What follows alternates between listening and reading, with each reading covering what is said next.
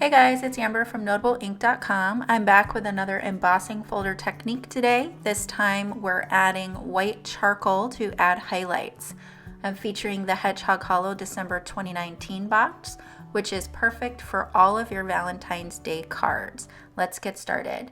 So I'm using the Heart Doodle stamp set, which is included in the December box. And it has this Zentangle-like heart shape stamp here.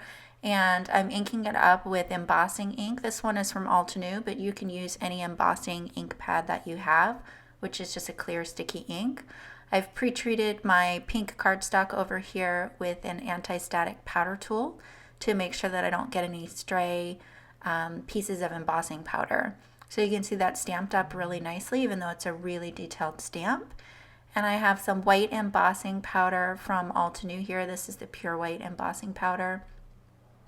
This is a really fine and detailed stamp, so if you have a super fine embossing powder, I would recommend using that. And then here I have Love is the Drug from Wow Embossing, and this is a translucent pink embossing powder here. And I'm just going to start by heating my embossing powder from the back. I find that I get a better result that way. Again, heating from the back, and then this one is on a light pink cardstock. So we have both of those embossed. I'm going to go ahead and fussy cut those. And when you're fussy cutting, most people say that you get a better result if you move your paper and leave your scissors stationary. I can't seem to do that very effectively. I move my scissors and I get a pretty good result that way. You just want to go slowly. And I do find that if you know that you're going to fussy cut something, I tend to get a better result on thinner cardstocks than like 110 pound, for instance. So I'm going to use those same color cardstocks and I'm going to go ahead and emboss these sentiments. Now I had intended to use two different sentiments. There's actually lots of sentiments in the December box and there's a good variety. They have these large scripty words in it, which I think are great for embossing, but I totally forgot to switch out the stamp, so I ended up using the same two sentiments. So I felt like that background was pretty plain, so I decided to go ahead and use an embossing folder to add some texture to it. And I had already embossed the sentiment, but that went through just fine and it's still really legible. It didn't cause any cracking to the embossing powder at all.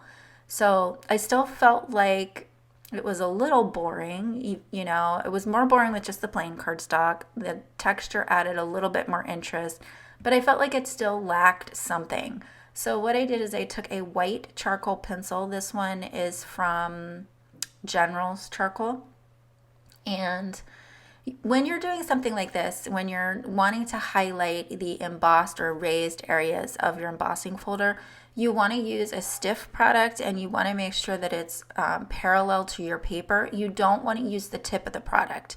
If you use the tip of your pencil or let's say like a pastel or something like that, then it's going to go down into the grooves and you want to keep it just on the surface of the raised areas. So make sure that you're using the broadest area of whatever tool you're using. So like I said, I think pastels would be really great for the same technique. You can use the side of the charcoal pencil like I'm using here. You could try using color pencils as well. I'm not sure if they would be too waxy. The white charcoal comes off really easily. And so what I did after finishing that up is I just buffed it with my microfiber cloth and just to soften some of the edges there. I popped up the card fronts on Fun Foam and I also popped up the fussy cut hearts as well. The last thing I did was add sequins to each of the cards and then they're done. So here's a close-up. So you can see that the white charcoal is really a subtle highlight on the lighter cardstock, whereas when we look at the darker cardstock, it's more significant. So I think this would be a really cool technique on black cardstock as well to mimic that chalkboard appearance. And then like I said, using maybe some pastels and just trying out the different mediums that you have. Of course, you can also do this with ink pads. You just want to make sure that you use a stiff ink pad, so one of your felt ink pads, and not one of the more spongy ones like your pigment pads are usually a little softer because those will dip down into those crevices. So I hope that you guys enjoyed these projects today. If you did, hit that subscribe, like, and bell button down below. and I'll see you real soon with more inspiration. Thanks for stopping by.